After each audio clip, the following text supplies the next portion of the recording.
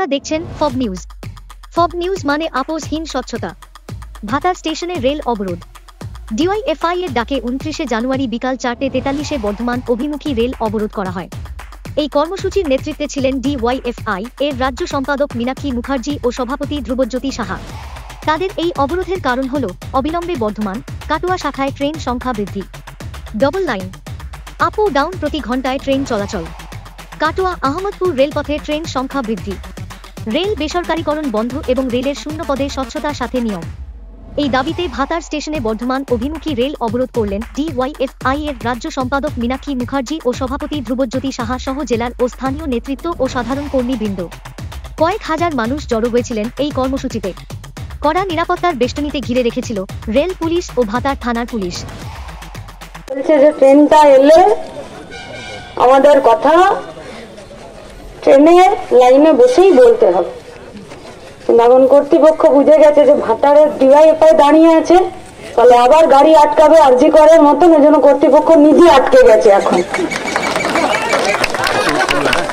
কিন্তু আমাদের তো ভাতারের রেল স্টেশনে ট্রেনটা আটকানো আনুষ্ঠানিক, তাই তো? আমরা কি সত্যি সত্যি ট্রেনটা বন্ধ করে দিতে চাই?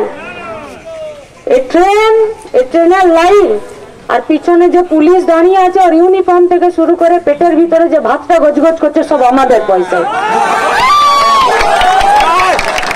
তাহলে এই ট্রেনটাও আমরা বন্ধ করতে চাই না, চাই না তো। किंतु जिसके कानों में बात नहीं पहुंचता उसके कानों का ताला खोलने के लिए धमाके का जरूरत पड़ता है। এর বেশি কিছু নাই তো। তাহলে মার্চ মাসে একবার আমরা আটকে ছিলাম ট্রেন, এরা আমাদেরকে ছাড়েনি, কেস দিয়েছে। আজকের পরেও কেস দেবে। तो केस के भय पाए? बंगाल में वही बात है, यहाँ जेल है तो बेल भी है। आज जब वो भेतरे काल आसबे बाहरे लड़ाई आबार उन्नी चलবে। देखने के लिए अलग होता है और खाने के लिए अलग होता है। तो आज के गोटा देशेर सरकारটা राज्य सरकारটা রেলটাকে নিচে ভাগ করে খেতে চাইছে।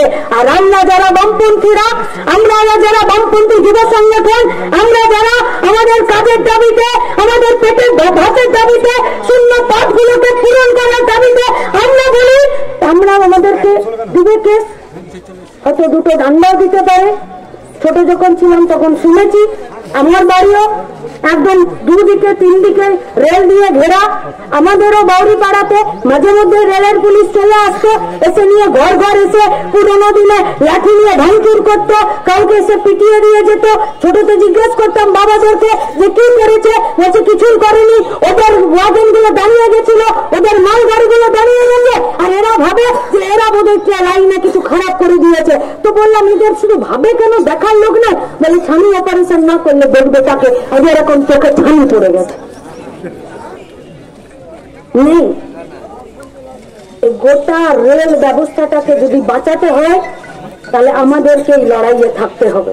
বর্ধমান জেলা, শুধু বর্ধমান নয়, বর্ধমান, বাঁকুড়া, পুরুলিয়া, এখন পশ্চিম বর্ধমান, এদিকে বীরভূম, ওদিকে ঝাড়খণ্ড, ওদিকে মুর্শিদাবাদ, এই সমস্ত বাইরের রাজ্য, পাশের রাজ্য, অন্যান্য জেলাগুলো হসপিটালের জন্য, শিক্ষার জন্য, ইউনিভার্সিটির জন্য, পরিষেবার জন্য, বিএলও অফিসের জন্য, পুরোনো দিনের দলিল দস্তাবেজের জন্য আজকে বর্ধমান সদরকে এখনো পর্যন্ত ঐতিহাসিক ভাবে বড় দায়িত্ব পালন করতে হয়। আর আশেপাশে রাজ্য জেলাগুলোর জন্য তার একটা ভরসার জায়গা। সেই বর্ধমানের সঙ্গে যদি কাটোয়ার এই লাইনটাকে যুক্ত না করতে পারে, গরিব মানুষ যাবে কি করে বলতে পারেন?